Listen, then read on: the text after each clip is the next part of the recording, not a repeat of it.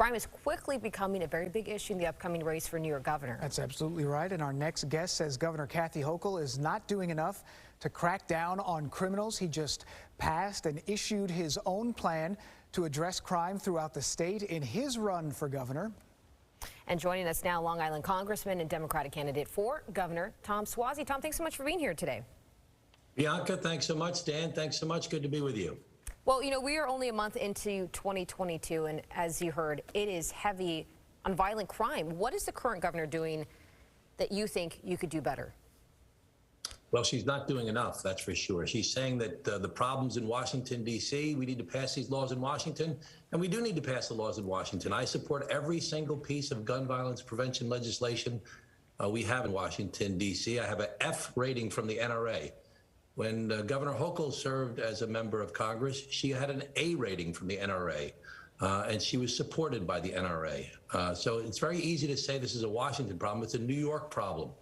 We have this problem with bail reform. We need to give judges the authority to look at dangerousness, to look at public safety, look at previous records, and to remand people. That's what the mayor has asked for. That's what I support as well. It makes common sense. The governor has been silent on this issue. She said she's going to wait for the legislature to lead on this, and the legislature is saying they don't want to do it.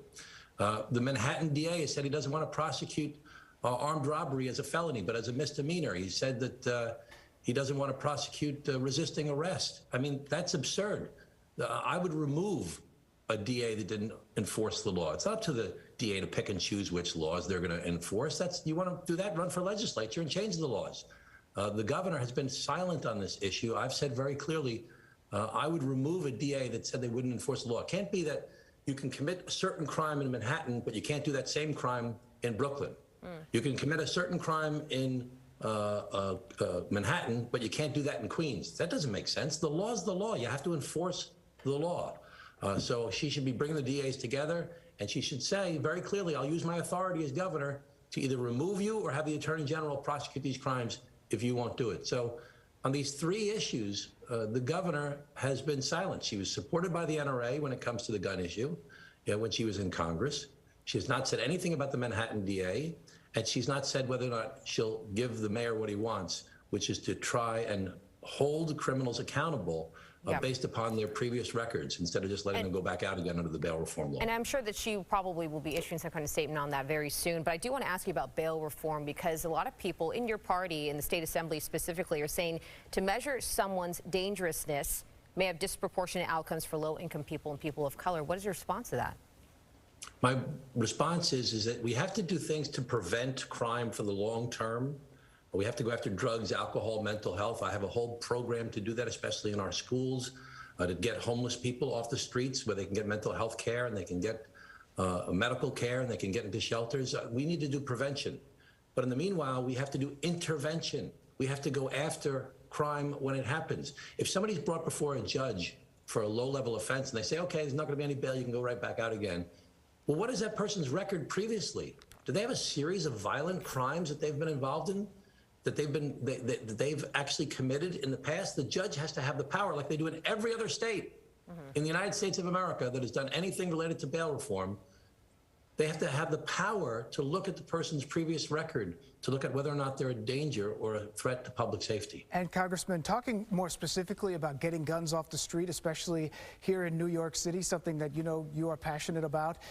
If it doesn't matter if you get every gun off the street, if you can still go buy a gun at a gun show in Pennsylvania, bring it here to New York, or traffic a gun up from North Carolina, South Carolina. I mean, those are issues that have to be addressed in Washington, where you work. Why hasn't anything been done, and can anything actually get done down where you spend a lot of your time? Dan, you're absolutely right, and it is a major problem with Washington, D.C., and unfortunately, the NRA has like a Svengali hold on the Republican Party and some Democrats as well, that they won't back common sense gun legislation. I get that, absolutely, but isn't there something, I mean, if we're saying that there has to be changes, you're the one who can bring some of those changes. I mean, what can you do? What can you sort of push for to make it at least move the needle a little bit here? I mean, is there anything that you can do, that you can bring to the people of New York to say, hey, look, this is something that I've done? Well, I've supported every piece of gun legislation. One of the reasons I'm running for governor is because I'm one of 435 people in the House of Representatives. We've passed common sense gun legislation out of the House. It always dies over in the Senate. Again, because the NRA has such a strong hold on so many Republicans and some Democrats as well. And as I said, Kathy Hochul had that influence of the NRA when she was in Congress.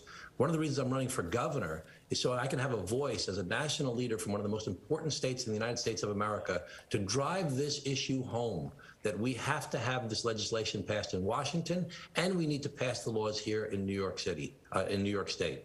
I mean, we've seen an increase in murders in New York City from 2019 to 2021 by 50%. We've seen an increase in shootings by 100% from 2019 to 2021. We have to take this stuff seriously. The governor is not leading on this issue. I will.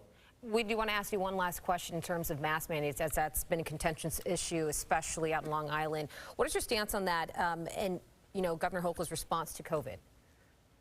Listen, I think that masks make a lot of sense. I encourage people to wear masks. The medical science proves it, but I think the governor has botched this. She shows she doesn't have the executive experience. She didn't lay out a comprehensive plan. She announced a mask mandate on a Friday and then said it's going to take effect on a Monday. And she never sold it to the public, and she never sold it to the elected officials. So should we keep this in schools or no? Like, if you...